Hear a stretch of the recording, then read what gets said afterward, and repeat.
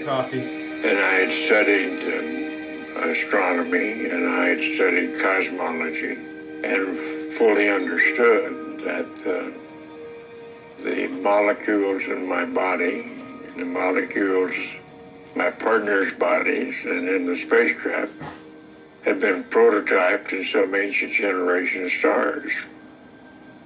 In other words, it was pretty obvious from those descriptions we're stardust. Lady Stardust. Well, that was pretty awesome and powerful, particularly since I had a little more time at this point to be reflective and to think about it. Lady Stardust.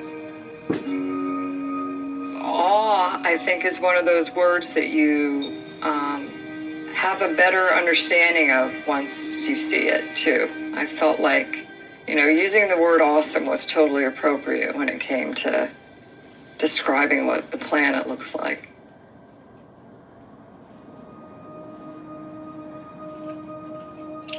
Living being, Diane. To have that experience of awe is, at least for the moment, to let go of yourself, to transcend the sense of separation.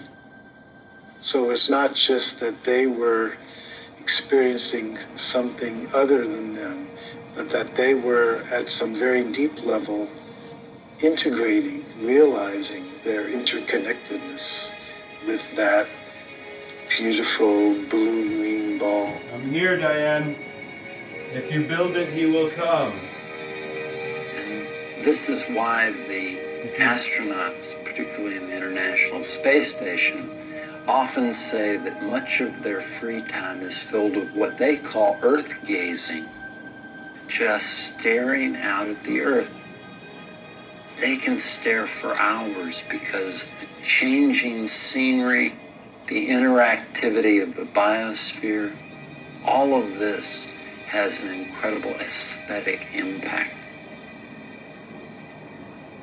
The beauty of seeing Earth as a planet, as opposed to being down here among it, is a wonderful experience to then start to get into what we call the big picture effect, or the overview effect.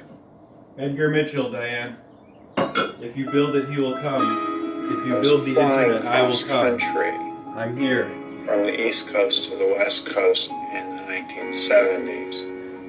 And I was looking out the window, and as I was looking down at the planet, Now let's the get this thought show on the came road, to okay? me, anyone living in a space settlement or living on the moon would always have an overview. They would see things that we know, but we don't experience, which is that the Earth is one system, we're all part of that system, and that there is a certain unity and coherence to it. And many at the same And I time. immediately called it the overview effect. You gotta go up above to see the whole. You do, from that perspective, see the Earth as a planet. Water. You see the sun as Scully. a star. Scully, the sun. We see the sun in the blue sky, but up there you see the sun in a black sky. So yeah, you are seeing it from a cosmic perspective.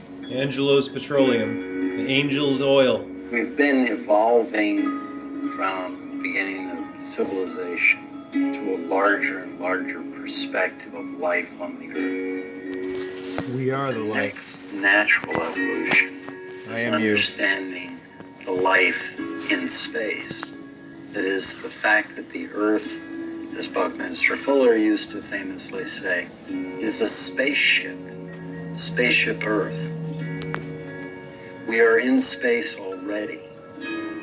It's just that we haven't brought that into our perspective as we live here on Earth. The overview effect is simply the sudden recognition that we live on a planet and all the implications that it brings to life on Earth. If you build it, I will come. When we look down at the Earth from space, we see this amazing, indescribably beautiful planet. It looks like a living, breathing organism, but it also, at the same time, looks extremely fragile. You built the internet and I came. Because you go outside said I on a would. clear day and it's the big blue sky, and Right. it's like it goes on forever, right? And how could we possibly, put enough stuff into it to fill it up with things that really change it? And yet, you see it from space, and it's this thin line which is just barely hugging the surface of the planet. I'm here, Diane. I'm alive. Ready. Anybody else who's ever gone to space says the same thing, because it really is striking and it's really sobering to see this paper-thin layer and to realize that that little paper-thin layer is all that protects every living thing on Earth from death, basically, from the harshness of space. Fragile, Diane. There's this very poetic concept that a lot of people express, that there are no boundaries from space. There are. You see them. And I've heard a lot of my astronaut colleagues say that. Unfortunately, it's not true. You do see boundaries. They're mostly the result of human impact.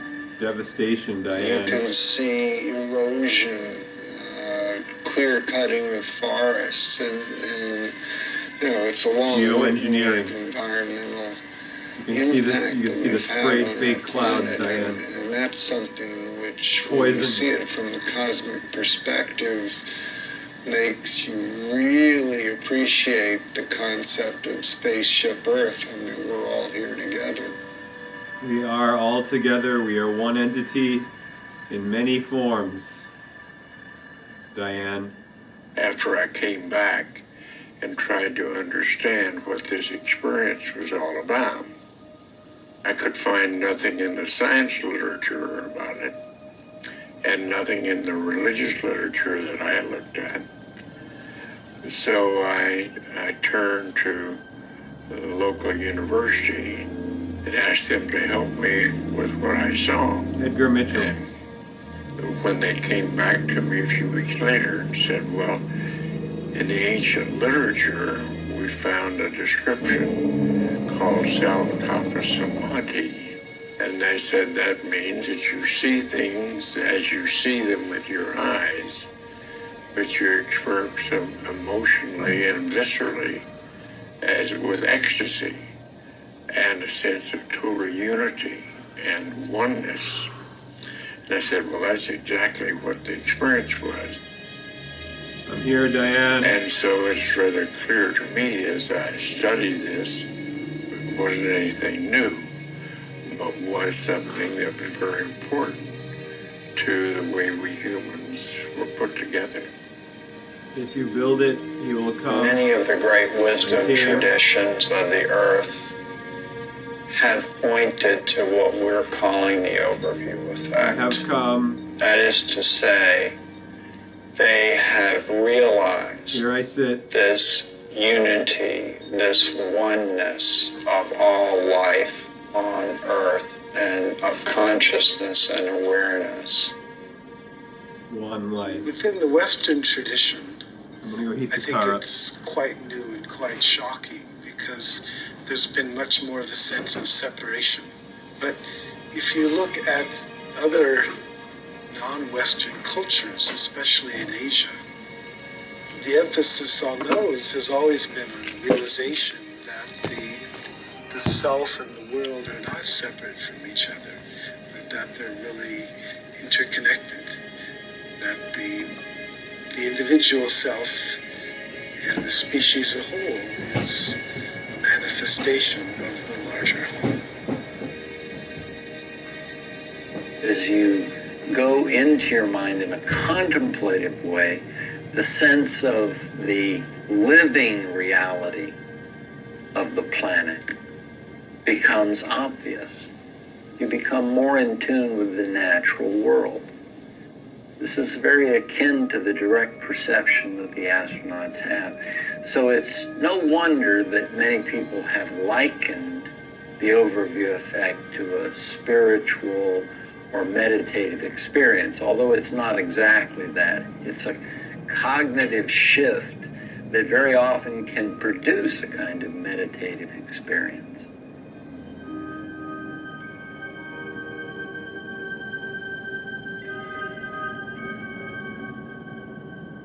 I'm sure we all interpret it somewhat differently. I know some of the fellows go right to a religious explanation. I didn't. I went to more science explanation. And I think all that's wonderful. That's what it takes to build a civilization.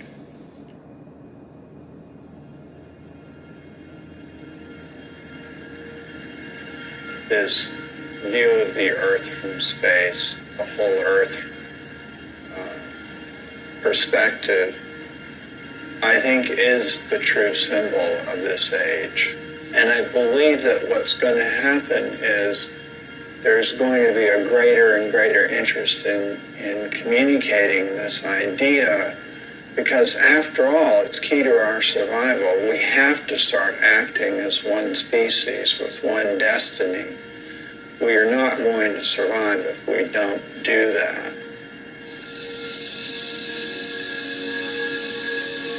We're seeing very clearly that if the Earth becomes sick, then we become sick. If the Earth dies, then we're going to die. People sense that something's wrong, but they're still struggling to go back and find out what the real roots of the problem are.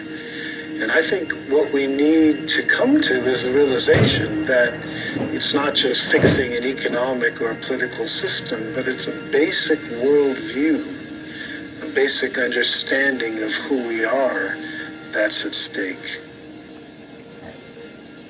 And a part of that is to come up with a new story, a new picture, a new way to approach this, and to shift our behaviors in such a way that it leads to a sustainable approach to our civilization as opposed to a destructive approach.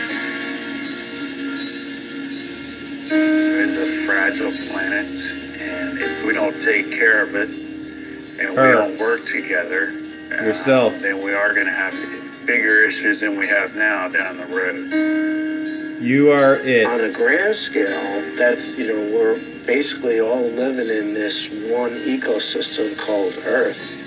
And everything that you do on one side of the ecosystem affects the other side. Butterfly and effect, that is Diane. a new way for living for most of humanity. I'm here. We humans are responsible for ourselves, and if we are endangering our future, then we've got to learn how to do it differently and to go forward into a sustainable period. And right now, that seems very difficult to see how it's going to be, but we've got to work on it. I'm here. When I was above the help. space station, looking down at the space station, looking down at the, against the Earth, and seeing this, amazing accomplishment, I was thinking, wow, there was 15 nations that worked together to build this amazing orbital complex in space. And if we can, take these 15 nations and do this amazing accomplishment, imagine what we can do by working Space together, station, the internet. by setting aside our differences for a common goal to overcome some of the challenges facing our planet. If you build it, he will come.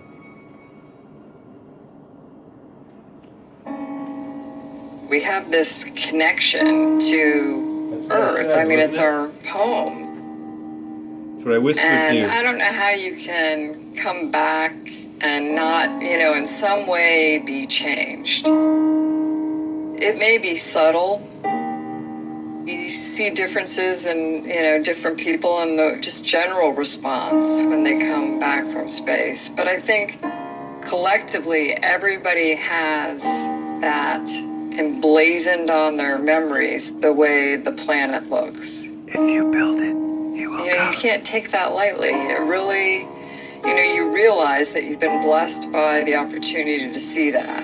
It really does look like this beautiful oasis out in the middle of nothingness. And if you have a chance for your eyes to adjust and you can actually see the stars in the Milky Way, it's this oasis in against the backdrop of infinity, of this just, enormous universe behind it. And it's,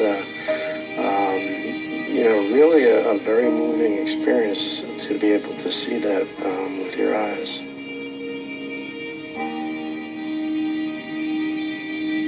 You look back at it and it's placed perfectly from the sun to take care of us, and you kind of take that reverse role on about, okay, well, we need to be taking care of it too, so that it can continue to do that for us. And I don't know how you can't Trinity. have a greater appreciation for it after you see it that way.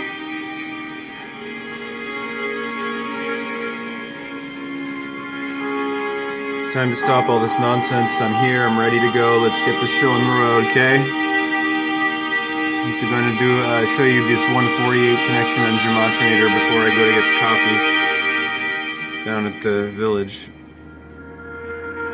And I'm going to show you all these 148 terms so that when we go on the ride up 148 today, Diane, which I've been promising now for a couple of days, because 148 is the English ordinal value of the word time traveler. And it just so happens to be the highway that connects Sturbridge to the Brookfields from Annie's church, where I've been taking you. So let's show you this here. I'm not making a big list today. I'm just gonna do the ones that really stick out, that hit the nail on the head, so to speak, that hit the jackpot. Hit the jackpot equals 146. Same as 146 when you write it out. Same as the apocalypse.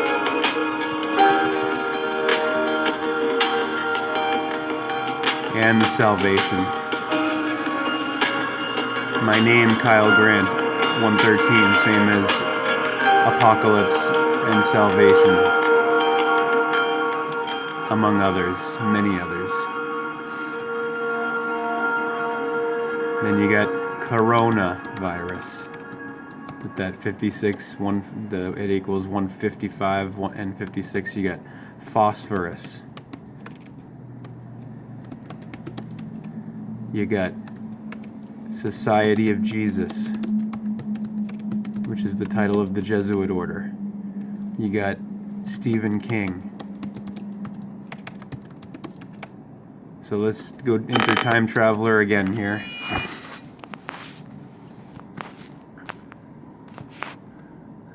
Because I need it to be next to the following. Next to Donald J. Trump, next to destruction, next to, did I just put time traveler, destruction, Donald J. Trump, time traveler,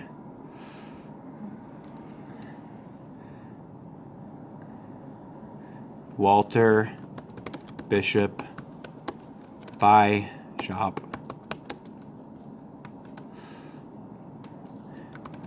Jake Epping, Dale Cooper,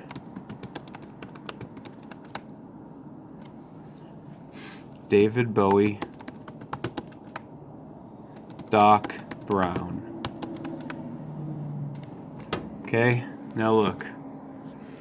This is called, as I've gone through ad nauseum already, Gematria, and the site that I use is for instant decode is gematrinator.com. Decode your false reality.